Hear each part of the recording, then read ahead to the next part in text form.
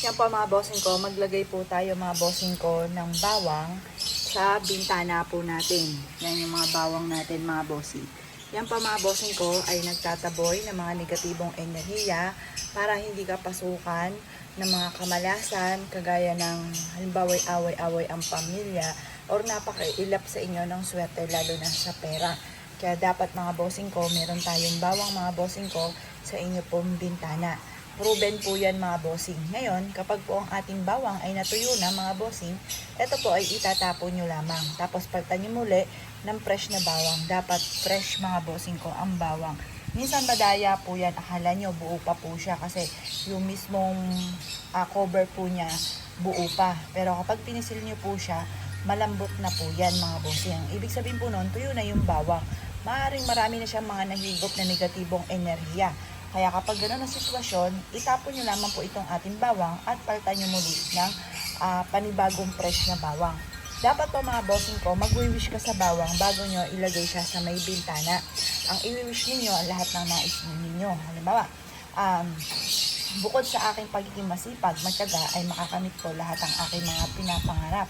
Siksiklig at umaapaw at maraming blessing ang darating sa akin. Ganoon ang mga pag-wish na walang gamit na sana, direct to the point mga bossing. At pagkatapos mga bossing, sabihin nyo po, kailanman hindi na kayo mamumblema sa pera, kayo po ay makakamit nyo lahat ng inyo po mga pinapangarap, marami pang blessing ang darating po sa inyo. Ganoon po mga bossing ko ang pag-wish. Pagkatapos po niyan, ibilad nyo ito sa sinag ng araw sa umaga at pagkatapos ng alas 8 ng umaga, kunin nyo po ito at ilagay sa bawat sulok ng inyong bintana. Proven po yan dahil ako po mismo yung magpapatotoo po sa inyo na napakaswerte nito mula nang ginagawa ko po ito mga bossing. Ngayon pa mga bossing ko, ikaw ay isa sa maraming pagsubok na pinagdadaanan, maging sa usapin ng pera, away-away ang pamilya, napakailap ng swerte, mainam na gawin nyo po ito ating bawang, simple mga pamamaraan, pero makakatulong po ito upang sa ganon, mas higit ka na makatrap ng swerte mga bossing, ng blessing. Ngayon pa mga bossing ko, gawin nyo po ito sa umaga ng mga bandang alas 7 ng umaga hanggang alas 8 ng umaga.